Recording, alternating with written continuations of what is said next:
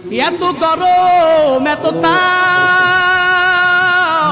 ওই সৌদি আরবের গরমের কথা প্রবাসী বান্দাদের জিগাইও, ওই বান্দারা বলতে পারবে সৌদি আরবের গরমের কি হালাত। তুমি তো জানো না, যেই বান্দা যেতে পারবে, যেই বান্দা যাবে, তারপরেই সেই বান্দা বলতে পারবে।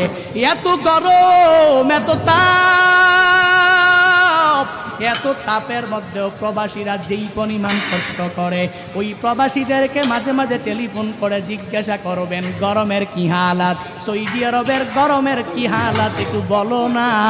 তখন বুঝতে পারবা ওই তাবুকের যুদ্ধের সময়ে কি পরিমাণ গরম, কি পরিমাণ গরম আবহাওয়া। বলে আসমান থেকে অগ্নি বৃষ্টিগুলো মনে হলো নিচের মধ্যে পড়তেছে।